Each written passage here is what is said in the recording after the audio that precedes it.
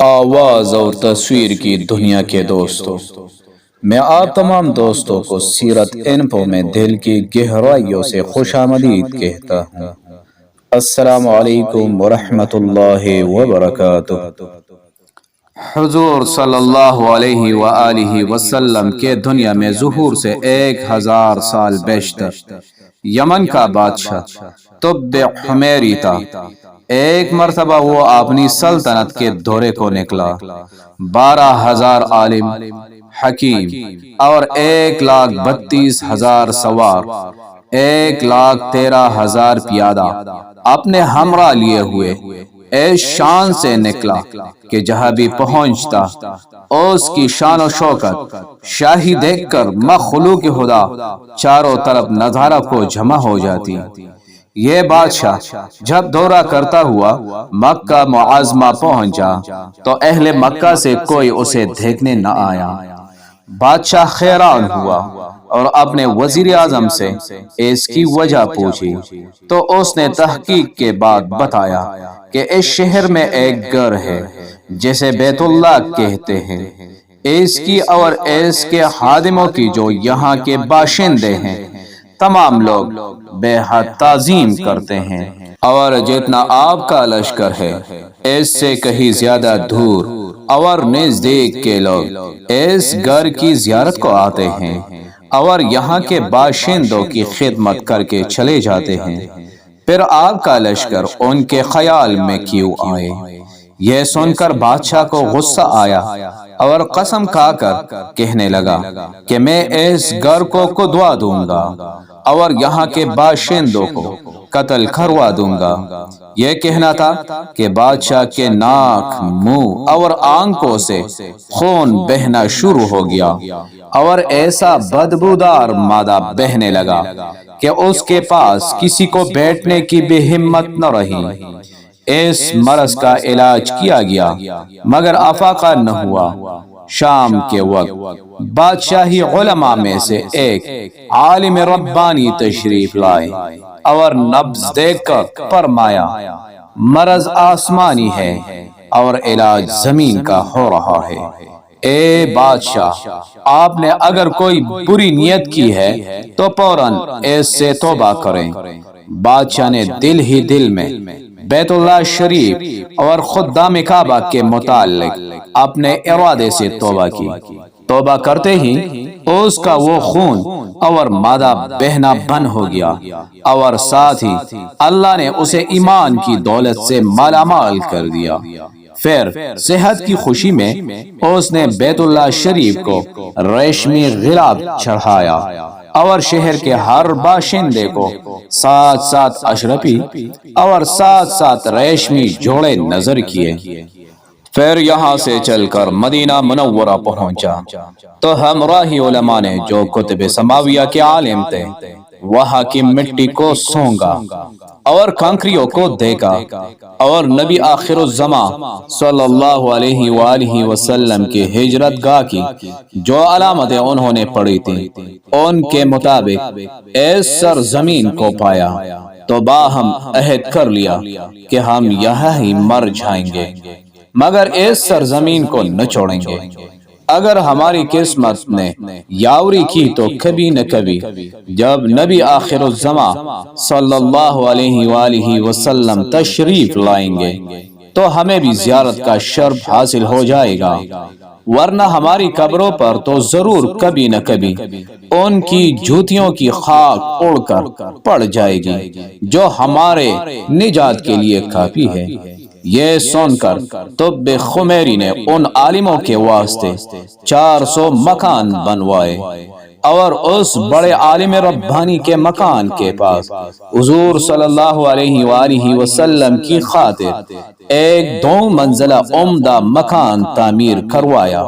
اور وصیت کر دی کہ جب آپ صلی اللہ علیہ وآلہ وسلم تشریف لائے تو یہ مکان آپ صلی اللہ علیہ وآلہ وسلم کی آرام گاہ ہو، اور ان 400 علماء کی کافی مالی امداد بھی کی اور کہا کہ تم ہمیشہ یہی رہو اور پھر اس بڑے عالم ربانی کو ایک خط لکھ کر دیا اور کہا کہ میرا یہ خط اس نبی آخر الزماں صلی اللہ علیہ وآلہ وسلم کی خدمت اقدس میں پیش کر دینا،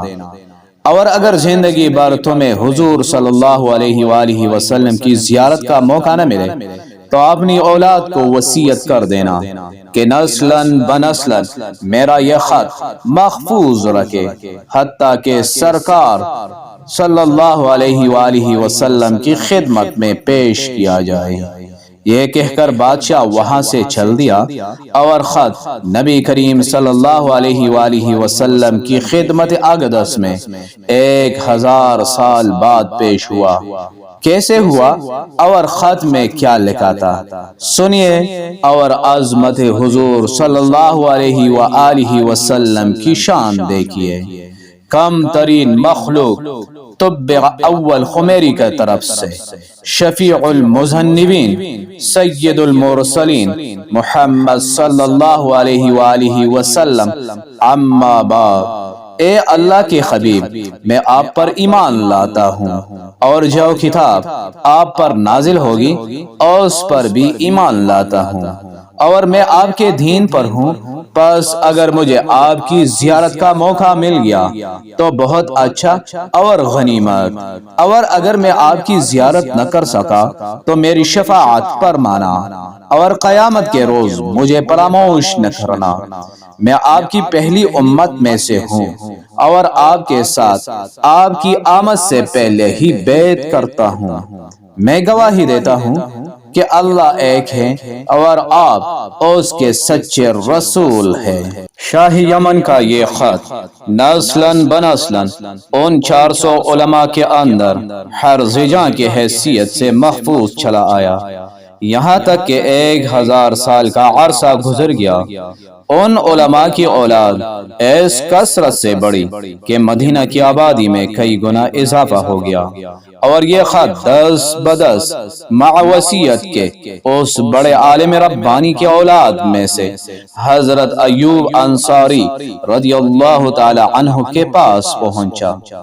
اور آپ نے وہ خط اپنے غلام خاص ابو لیلہ کی تحویل میں رکھا، اور جب حضور صلی اللہ علیہ وآلہ وسلم نے مدینہ ہجرت فرمائی اور مدینہ کی الوداعی گاڑی مسنیات کی گاڑیوں میں سے آپ کی اونٹی نمودار ہوئی، اور مدینہ کے خوش نصیب لوگ محبوب خدا کا استقبال کو جھوک در جھوک آ رہے تھے، اور کوئی اپنے مکانوں کو سجا رہا تھا تو کوئی گلیوں اور سڑکوں کو صاف کر رہا تھا، اور کوئی دعوت کا انتظام کر رہا تھا، اور سب کا یہی اصرار کر رہے تھے کہ حضور صلی اللہ علیہ وآلہ وسلم میرے گھر تشریف لائے۔ حضور صلی اللہ علیہ وآلہ وسلم نے فرمایا کہ میری اونٹنی کی نکیل چھوڑ دو، جس گھر میں یہ ٹھہرے گی اور بیٹھ جائے گی وہی میری قیام گاہ ہوگی۔ چنانچہ 2 منزلہ مکان شاہ یمن طب خمیری نے حضور صلی اللہ علیہ وآلہ وسلم کی خاطر بنوایا تھا، وہ اس وقت حضرت ایوب انصاری رضی اللہ تعالی عنہ کی تحویل میں تھا، اسی میں حضور صلی اللہ علیہ وآلہ وسلم کی اونٹنی جا کر ٹھہر گئی۔ لوگوں نے ابو لیلہ کو بھیجا کہ جاؤ حضور صلی اللہ علیہ وآلہ وسلم کو شاہ یمن طب خمیری کا خط دے آؤ۔ جب ابو لیلہ حاضر ہوا تو حضور صلی اللہ علیہ وآلہ وسلم نے اسے دیکھتے ہی فرمایا، تو ابو لیلہ ہے؟ یہ سن کر ابو لیلہ حیران ہو گیا۔ حضور صلی اللہ علیہ وآلہ وسلم نے فرمایا، میں محمد رسول اللہ ہوں، شاہ یمن کا جو خط تمہارے پاس ہے لاؤ، وہ مجھے دو۔ چنانچہ ابو لیلہ نے وہ خط دیا۔ حضور صلی اللہ علیہ وآلہ وسلم نے پڑھ کر فرمایا، صالح بھائی طب خمیری کو آفرین اور شاباش ہے۔ اگر آپ کو ویڈیو پسند آئی ہے تو ویڈیو کو لائک کیجئے، سیرت انفو کو سبسکرائب کیجئے اور ایک پیارا سا کامنٹ ضرور کیجئے۔